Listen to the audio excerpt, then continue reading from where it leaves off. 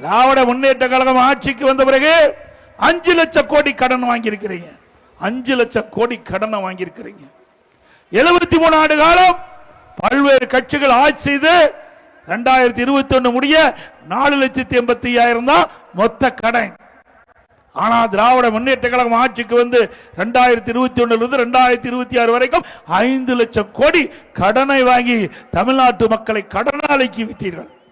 எல்லாம் நம்ம எல்லாம் கடன்காரனா இருக்கிறோம். அதுக்கு யார் காரணம்? ஸ்டாலின் தான் காரணம். அப்படிப்பட்டவர் மீண்டும் ஆட்சிக்கு வரணுமா?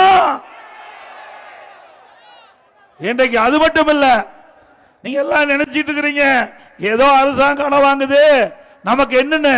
நீங்க தாங்க அந்த கடனை திருப்பி செலுத்த வேணும். நல்லா சிந்திங்க, வீட்டுக்கு போய் சிந்திங்க. இந்த கடன்லாம் நீங்க தான் கட்டி ஆகணும். எப்படி கட்டுவது என்றால் வரி போட்டு, வரி மூலமாக உங்களிடத்தில் பணத்தை வசூல் செய்து வாங்கிய கடனை திருப்பி செலுத்த வேண்டியது அரசாங்கம். சிந்திச்சிங்க. அரசாங்கம் வாங்கின்ற ஒவ்வொரு ரூபாயும் உங்கள் தலைமையில் வந்து விழுந்து கொண்டிருக்கிறது என்பதை நீங்கள் எண்ணி பார்க்க வேண்டும்.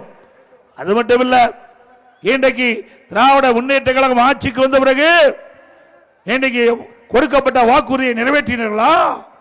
2021 ஆண்டு 525 அறிவிப்புகள் வெளியிட்டாங்க. நம்ம கிராமத்தில் ஏரி குளம் குட்ட அங்க எல்லாம் வேலை பணி நடக்கும். 100 நாள் வேலை திட்டத்தை 150 நாளா உயர்த்தினாங்களாமா?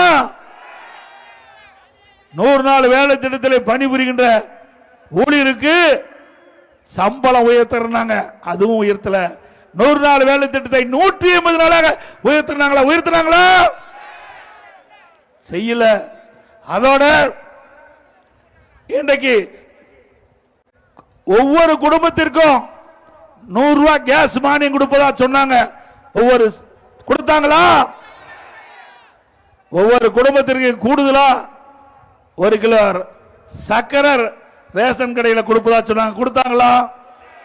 பெட்ரோல் டீசல் குறைப்பு குறைச்சாங்களா?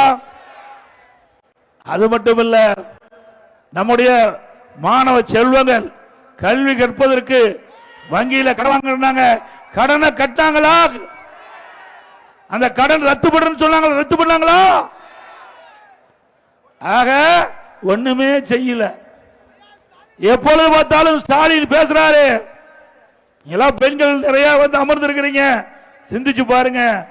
ஏதோ இவருடைய அப்பா ட்ரஸ்டில் இருந்து மாதந்தோறும் குடும்ப தலைக்கு 1000 ரூபாய் கொடுப்பது மாதிரி பேசிட்டு இருக்காரு.